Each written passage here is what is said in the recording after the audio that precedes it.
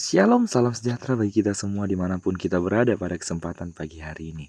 Puji nama Tuhan, pada kesempatan pagi hari ini firman Tuhan yang datang kepada kita saya beri judul keinginan roh atau keinginan daging.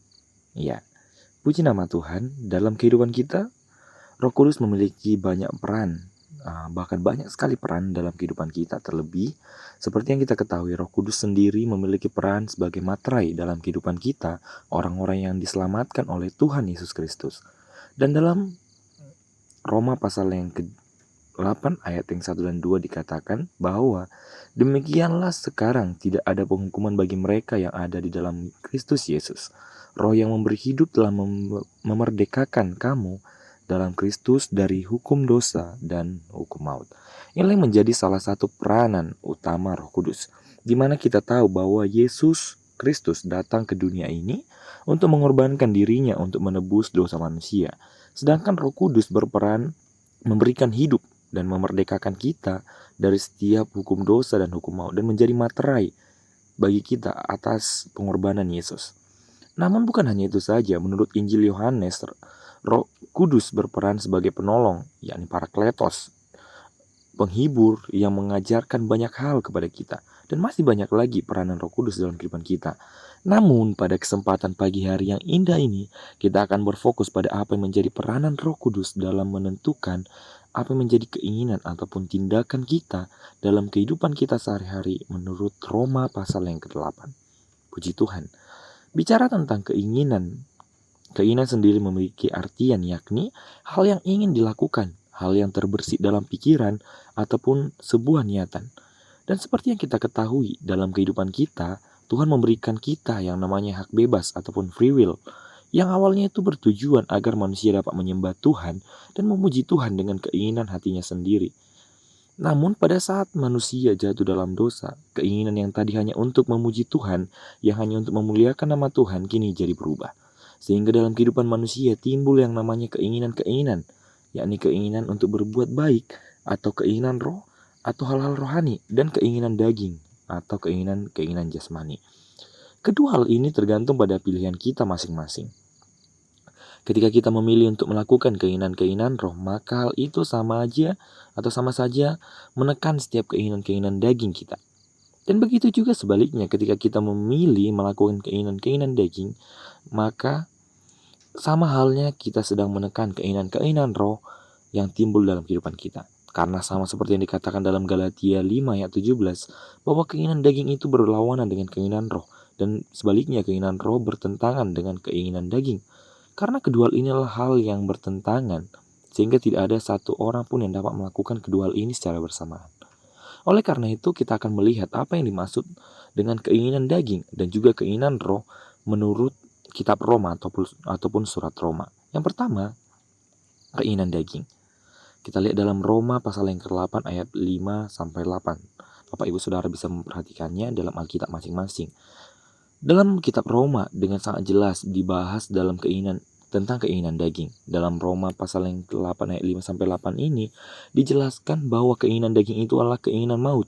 Mengapa maut? Karena setiap keinginan daging ataupun tindakan daging adalah dosa. Dan setiap dosa itu menghasilkan maut dalam kehidupan kita. Seperti yang dikatakan dalam Roma pasal yang ke-6 ayat yang 23 bahwa upah dosa adalah maut. Dan hal ini adalah hal yang sangat mutlak. Dan tidak ada seorang pun yang dapat mengubahnya. Bukan hanya itu saja, tetapi juga dikatakan bahwa keinginan daging itu adalah perseteruan dengan Allah. Hal ini memiliki artian bukan hanya menjadikan pemisah antara kita dengan Allah, tetapi juga keinginan daging ini menimbulkan perseteruan atau perlawanan antara Allah dengan manusia. Dan dikatakan dalam ayat ini juga bahwa keinginan daging menimbulkan perseteruan dengan Allah. Karena keinginan akan hal daging sama halnya dengan tidak takluk pada Allah atau hukum-hukum Allah.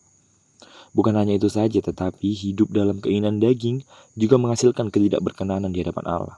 Tidak berkenan di sini memiliki banyak artian, seperti tidak merasa senang, baik itu dalam setiap persembahan maupun pelayanan orang tersebut.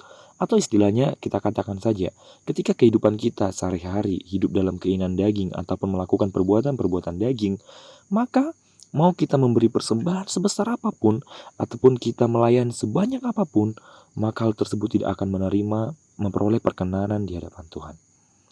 Lalu yang kedua, keinginan roh.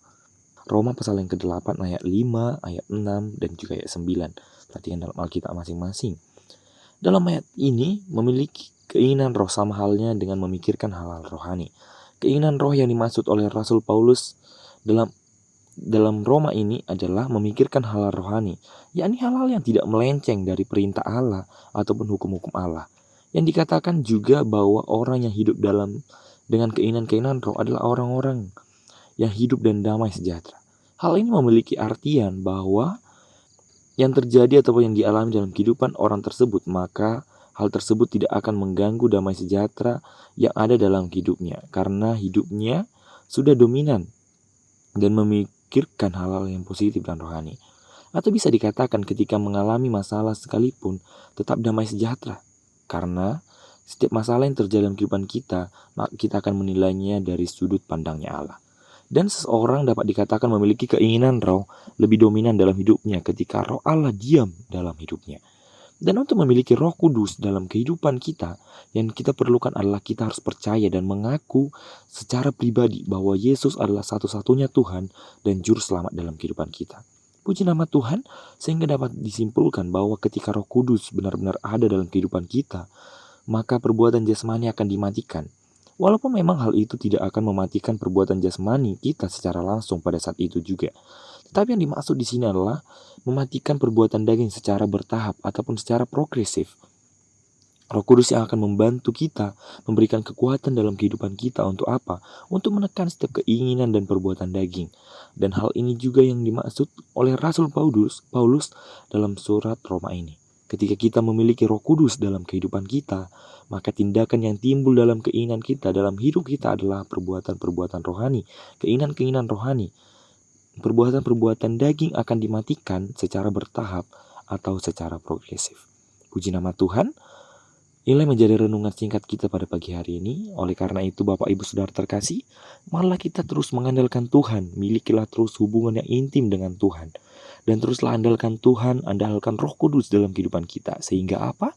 Sehingga keinginan dan tindakan kita pun adalah tindakan yang rohani. Ataupun hal-hal yang benar yang tidak bertentangan dengan firman Allah. Dan pastinya ketika tindakan kita adalah tindakan yang demikian, maka yang akan terjadi adalah banyak jiwa yang akan diberkati dan dimenangkan, dan semuanya guna hormat kemuliaan nama Tuhan. Puji nama Tuhan. Dan untuk mengakhiri renungan kita pada pagi hari ini, mari kita bersama-sama berdoa. Segala pujian, syukur, hormat, kemuliaan hanya bagimu Tuhan Yesus yang baik. Terima kasih untuk penyertaan Tuhan yang sungguh luar biasa dalam kehidupan kami.